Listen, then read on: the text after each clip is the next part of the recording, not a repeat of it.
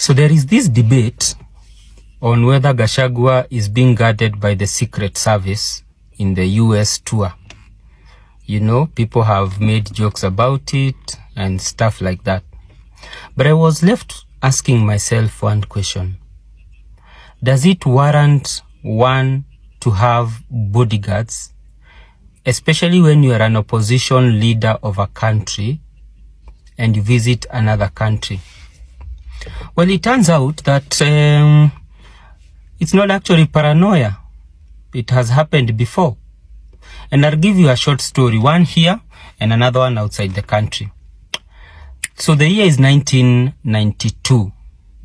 And in 1992, the similarities in Kenya right now are more or less the same similarities in 1992. So this is the 1992 of 2025.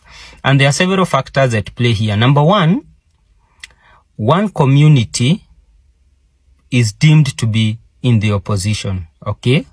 And another community is deemed to be in power, okay? Now those two communities are represented by leaders who are actually in power and another one who's in the opposition.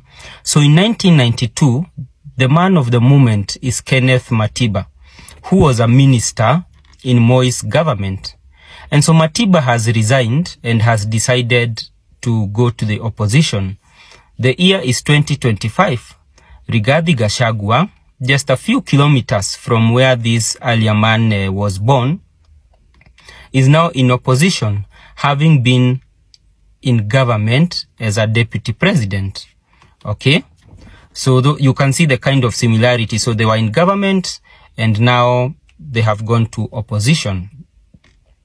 So there is also another similarity in the fact that there is a lot of heat that has been generated and there is a lot of opposition coming in and everyone is saying one term. And in 1992, even though it's not one term, the feeling of the country is one term. And so, just like maybe will happen in our country, Kenneth Matiba is detained by President Moi, put in committee maximum prison. And while at committee, he suffers stroke. And so Matiba leaves the country after he is released to go to London, just like we have Rigiji who has gone to the USA, though not on medical reasons. Now, Matiba receives treatment, and on May of 1992, as many of you might know or might not know, just like after 2 months, Rigathi Gachagua is going to come back.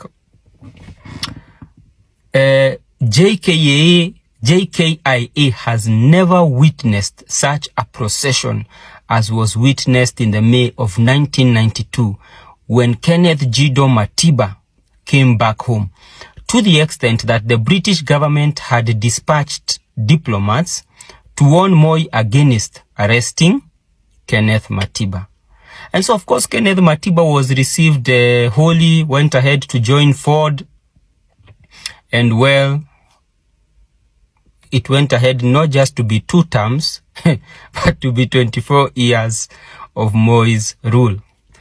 Now, after Matiba lost, the state allegedly did something to Matiba, deteriorating his health. And Matiba died a senile man, and the state, I think, confiscated almost all his properties. So the Matiba who was once a hero, the state made sure that they decimated him to become nondescript in both Kenyan politics and both in terms of his health.